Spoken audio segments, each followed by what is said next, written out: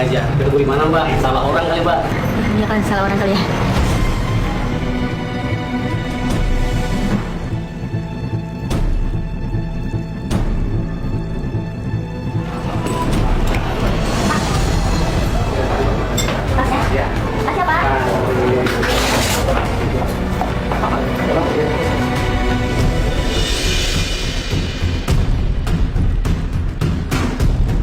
Tak jarang uji nyali dipertaruhkan, bahkan di ruang sempit sekalipun, pelaku hipnotis tak boleh gusar jika target sudah tersasar. Mas, Ya? mana jatuh mas? Jadi langkah-langkah yang biasanya dilakukan oleh pelaku kejahatan dengan media hipnosis. Ketenangan serta kesabaran adalah kunci ketajaman memanipulasi situasi. Masing-masing sasaran membutuhkan konsentrasi yang penuh pada sebuah penaklukan. Maaf Mbak, tasnya kebuka. Kiri bang. Tak selalu mulus. Pada satu sasaran pun pelaku kejahatan harus berpikir paralel. Tak hanya bagaimana jika satu cara gagal, tapi juga diantisipasinya sekaligus di saat bersamaan.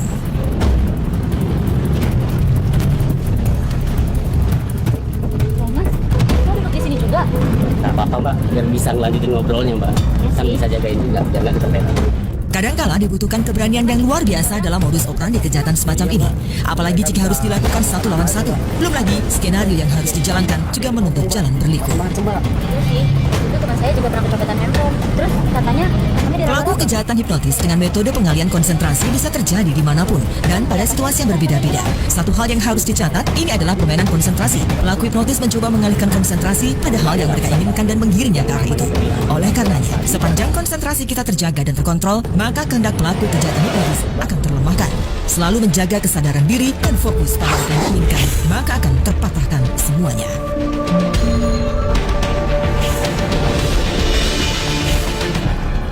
Pelaku hipnotis memang melatih kesabarannya untuk mengeksekusi barang milik korban. Pelaku harus memastikan tak hanya kondisi korban, tapi juga situasi di sekitarnya.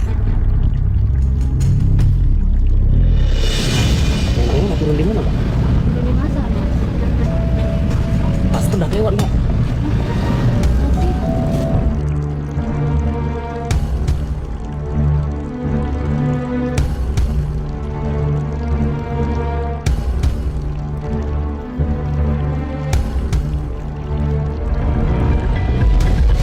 Bagi pelaku kejahatan dengan modus hipnotis, yang tak kalah penting adalah eksekusi pasca korban terhipnotis. Baksonya mana sih? Sebentar lagi nyampe kok Mbak. Itu tuh, di gang situ. Terus mas di situ. Kok kayaknya pokoknya sepi ya mas? Ntar sore juga rame Mbak. Udah yuk ikut Mbak. Mas,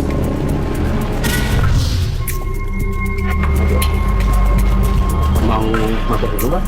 Eksekusi final, pengambil alian kepemilikan selalu dilakukan one-on-one. Hal ini untuk memudahkan penghilangan jejak. tapi mas, gimana ya? Ayo ikut. Setelah mengantuk, mulai bingung, pada saat dia bingung, maka si pelaku langsung mendekatinya dan langsung menepuk bahunya. Atau menepuk sehingga membuat sebuah gerakan tersadar atau tersontak. Pak,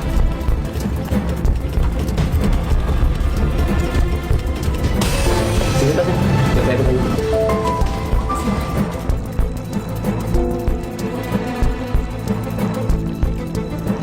kita cuma di sekolah doang kok. Pokoknya biar saya kawal rampas aja.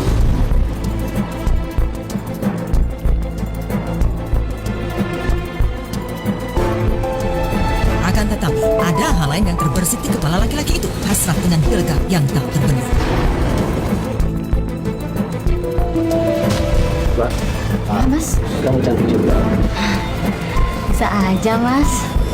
Juga.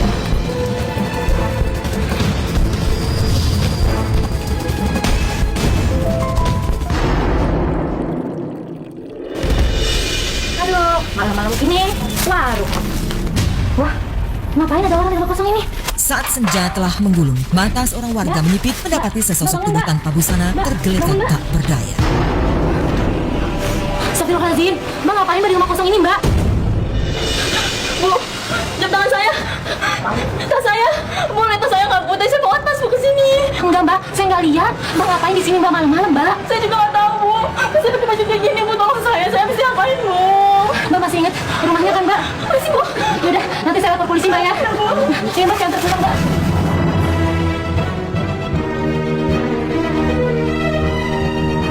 Ketegangan sontak menyeruak antara simpati dan ngeri. Tindakan keji telah tertoreh pada badan yang suci. Tolong Ibu ceritakan bagaimana kejadiannya Ibu bisa menemukan anak tersebut. Jadi begini, Pak, ceritanya, Pak. Saya pulang dari warung, Pak. Saya menemukan anak ini di rumah kosong, Pak, dekat rumah saya. Anak ini pingsan, Pak. Terus saya bangunin, Pak. Habis saya bangunin, Mbak ini kesakitan, Pak.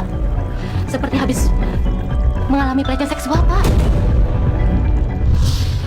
Terus Mbaknya merasa ada kehilangan, Pak.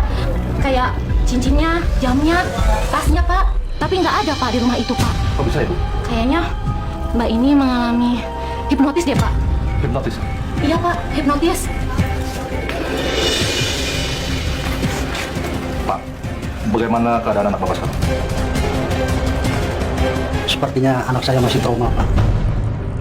Tolong bantu kami ya, Pak. Sudah jatuh tertimpa tangga, korban kebiadaban itu tergolek lemah tak berdaya. Upaya pemulihan trauma akan berlangsung lama. Sabar. Mbak, apakah masih ingat ciri-ciri pelakunya? Saya nggak tahu, Pak. Saya benar-benar lupa. Baik, kalau Mbak nanti ingat, segera tolong hubungi kami. Kalau begitu kami permisi. Permisi ya, Pak. Mbak, saya pamit ya. Siap, Bu. Ya. Terima kasih, Bu. Bang. Hei, kemana kabarmu? Bang. Ini, Bang. Harganya naik ini, Bang. Harga biasa lah. Gimana? Biasanya, Bang. Ya, kau kasih harga pas lah. Lagian kan kau gak modal. Lagi pula ini hasil curian. Jangan gitu lah, Bang. Baru nggak jalan nih, Pak? Nggak jalan apa? Enggak, Bang. Sini, Bang. Masih cakep, Bang. Keren, Bang. Masih cakep, Bang. Coba dulu ya. Itu handphone kau.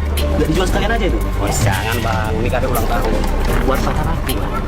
Sekarang ini nggak zaman cowok itu ngasih zaman cewek.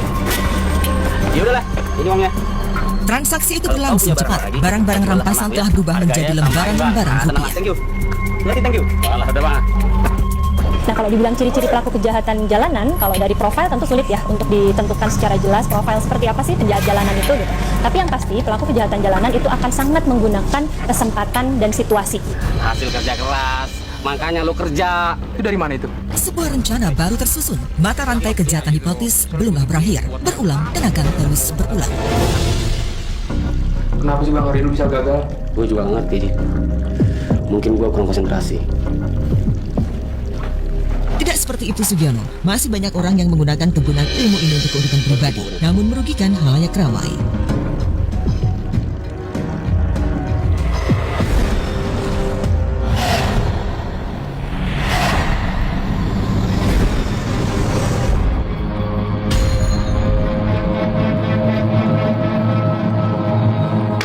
Jom. Lah, itu bisa Bang. Ajarin saya Bang yang begini. Lo pegang nih.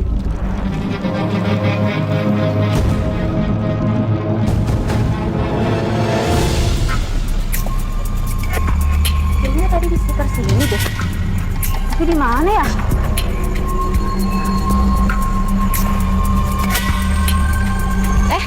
Mbak.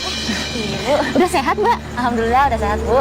Oh ya, makasih ya Bu waktu itu udah nolongin saya. Dengan kondisi yang tentu tak 100% baik, korban tetaplah membutuhkan keadilan. Meski tak banyak pula yang berani melaporkan kasus yang menyangkut kejahatan seksual karena dipandang mengumbar aib.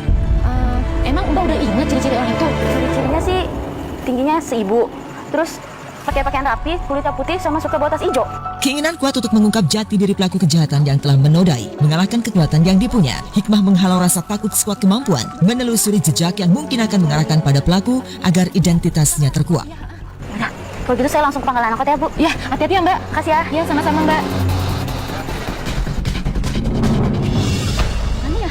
Ada tukang bakso di tempat pangkalan angkot. Tak ada langkah kaki yang tak meninggalkan jejak. Serapi apapun bangkai dibungkus, baunya akan selalu menyebar. Demikian tindak kejahatan hipnotis. Jejak kejahatannya seringkali akan terlacak. Saya mau lapor.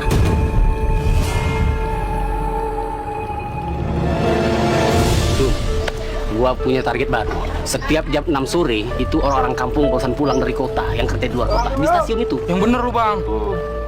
Tuh kalau model kayak begitu tuh, mereka pasti bawa duit banyak bang. Di antara keriuhan lalu lalang manusia, terselip beragam kisah. Cerita kegalauan hingga gundah, cerita keceriaan hingga cinta kasih yang indah, akan tetapi tidak dengan surat mata hikmah. Jangan pakai baju warna coklat membawa kasino. Iya Pak, benar. Baik, kami segera menangkap mereka. Iya Pak, makasih Pak. Tindak kejahatan tak boleh menyisakan peluang. Sel-sel jaringan kebiadaban harus segera digunting tak menyisakan ruang. Kita kaya. Jam 6 sore. Selamat siang. Anda yang bernama Kiran. Iya Pak. Sebaiknya Anda ikut kami ke Mako. Karena Anda telah melakukan kejahatan dengan modus hipnotis. Bisa saja Bapak salah orang Pak. Kita kenalan dulu Pak. Dan mana dan? Sikat, cepat. Dalam tindak kejahatan selalu seiring dengan penolakan, termasuk penolakan pelaku saat hendak ditangkap. Meski menyerah adalah pilihan, namun itu adalah yang terakhir.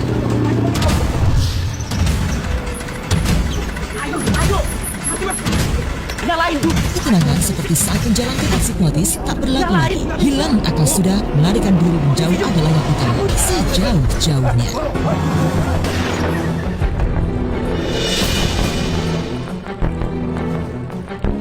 Komplotan pelaku kejahatan spesialisasi hipnotis selalu mengagumkan penguasaan konsentrasi pada korbannya. Tapi kini tak berlaku lagi. Kekuatan mengacaukan konsentrasi kini berbalik pada komplotan pelaku. Ciri-ciri yang paling khas dari pelaku kejahatan jalanan adalah bagaimana cara dia memanfaatkan situasi dan kesempatan. Menjaga kewaspadaan dan sedikit menaruh curiga pada orang baru, namun terlalu memaksakan untuk akrab adalah langkah mudah di awal. Boleh membalas kebaikan, namun dalam batas kewajaran. Selanjutnya, jaga kesadaran diri dalam setiap situasi. Fokus dan selalu berkonsentrasi, serta jangan terbawa emosi.